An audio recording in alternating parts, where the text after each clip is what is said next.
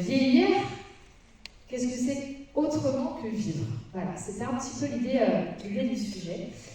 Et on a ajouté ce film documentaire.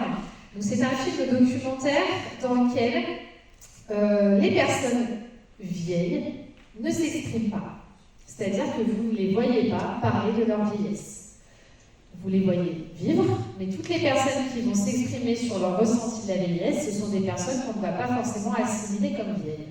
Donc c'est un peu prendre le contre-pied de tout ce qu'on peut voir, entendre, pour la simple et bonne raison que la vieillesse, c'est quelque chose qu'on va tous, enfin je vous souhaite en tout cas, vivre, mais qu'on ne peut appréhender que par le regard des autres.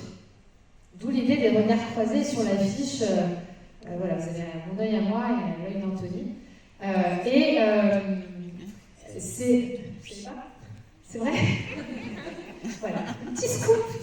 Et parce que le handicap, on peut être touché, on a tous été touchés par le handicap, il suffit qu'on soit cassé une jambe, qu'on se fasse opérer à un moment, on sait tous à un moment ce que c'est que d'être handicapé. La vieillesse, on ne peut que se représenter la vieillesse qu'à travers les récits des personnes qui nous entourent. Si autour de nous, on n'a que des personnes âgées qui vont dire c'est génial de vieillir, c'est super, vous allez être content de vieillir.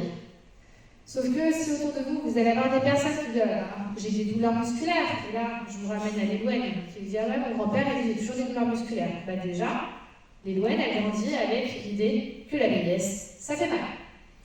Donc il y a nos vieux qui nous entourent, mais il y a aussi tout le pouvoir sociétal, et je vous ramène à ce que disait tout à l'heure Francis Carrier sur le côté sociétal. Alors c'est sûr, si on a des... Alors je me rappelle son prénom, Barbara, voilà, qui propose cette image de la vieillesse marathonienne à 85 ans, oui, ben, ok, mais c'est pas la majorité non plus des personnes.